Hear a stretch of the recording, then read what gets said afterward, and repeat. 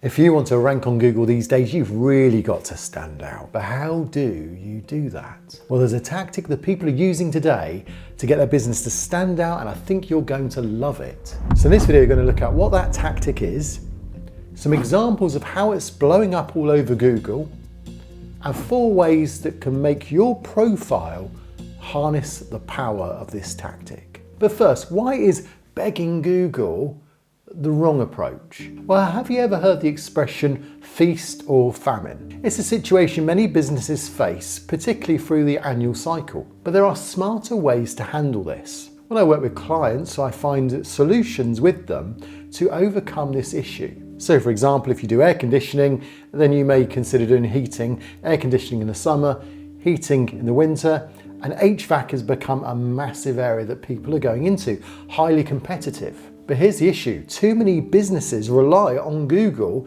for their business. And I've seen businesses start questionable tactics, setting up extra profiles, using keywords in the title, and then getting suspended. And it's all because they're desperately trying to beg Google for getting them some ranking factors, for getting them to just rank. Please Google, can I rank?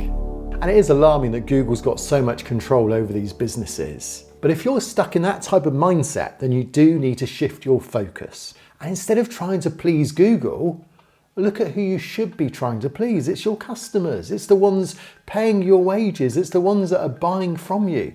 You need to think in terms of begging them, not Google. And to do this, you just need to think through your customers' eyes. Look at your business. Does it really answer their questions? Does it really relate to their queries in Google? And by focusing on your customers, you'll build a resilient business. And Google will want you to be top because it notices the signals you're giving back from your customers to Google's algorithm. So remember, success is about creating real value for your customers, not about trying to please Google. And then when you combine that with this powerful tactic I'm going to show you in a moment, you'll see how it all works. So next time you write a post, the next time you put a Q&A down, next time you write your blog on your business profile or your website, think in terms of, is this really helping your customer, or are you just trying to come up with some keywords for Google? Think customer and you won't go far wrong. So what is this powerful tactic then that we're talking about today? Well, it's best explained by taking you back to the days when you did exams. Imagine you get your textbook and you're flipping through it and all the questions are there for your exams, and then all the answers have been highlighted for you. Someone's come along, taken your textbook and then highlighted all the answers that you're looking for. Well, you know what? Google can do exactly the same for your customers with your business, giving your business as the answer they're looking for.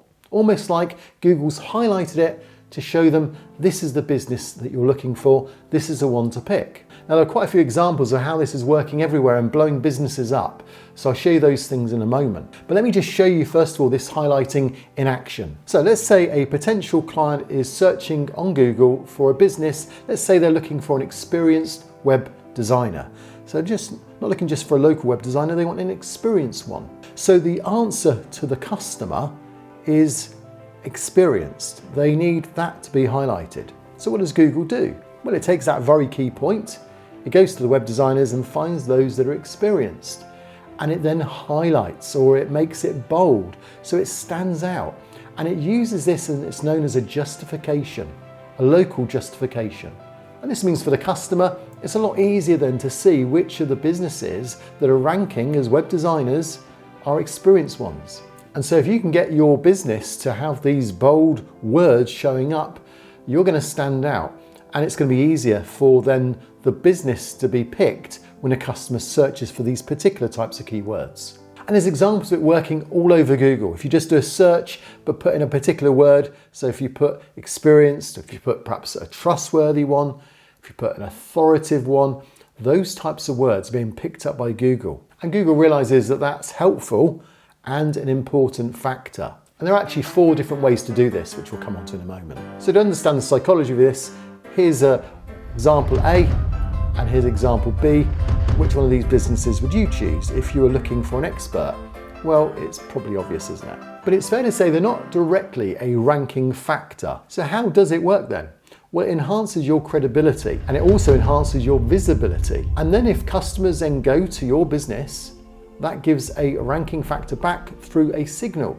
If Google then see that you've got customers that are continuously going to your business, then that gives positive signals back. So indirectly, it is a ranking factor because of the signals that sends back to Google once customers are satisfied with your business. But before I go on to these 4 ways in which you can then add these justifications, I did have a video that particularly showed some of the things that you can do with justifications in a bit more detail. So if you want to know more about that, I'll put a link down below and maybe there'll be a link above as well. So what are these 4 ways in which you can add these justifications to your profile? Well, you need to give Google some clues as to what keywords it is you want in bold. Google isn't going to make it up. It needs to see these words first of all and believe that you can then justify your claims. And remember also that you may put these keywords in, and because Google experiments and changes things, sometimes they won't show up for a while. Suddenly Google will then change the algorithm and they will all show up. So you need to bear in mind that it may not appear straight away. So the ideal tactic would be to have all 4 areas in place. Then when Google experiments, you're always going to have these keywords in bold coming up. So you'll know the best keywords for your customers. You need to decide based on your business what it is that customers would consider important. So reliability may be important for a taxi service. 24-hour may be important to a call-out emergency company.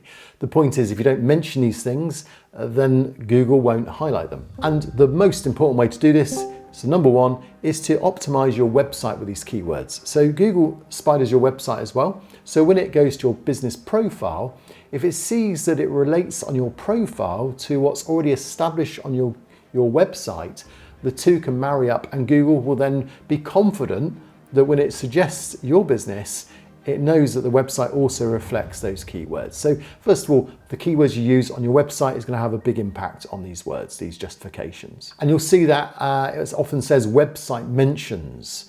The second way you can do this is to encourage reviews to use the keywords too. So when you ask for a review, you might want to say to the customer, do you think you could just mention that we were on time, or we were reliable, or we were a friendly service?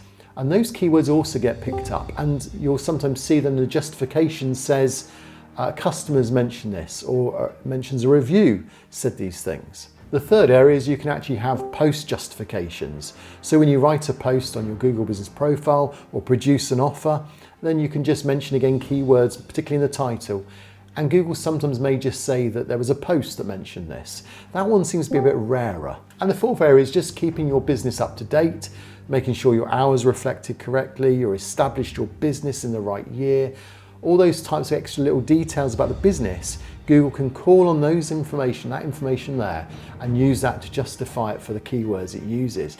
Now, Google fully is trying to understand what business is the best business for the customer. So remember, we said earlier, we're pleasing the customers, not Google. And that's where we're working then with Google. And Google will reward those justifications by highlighting them in bold and helping you rank higher.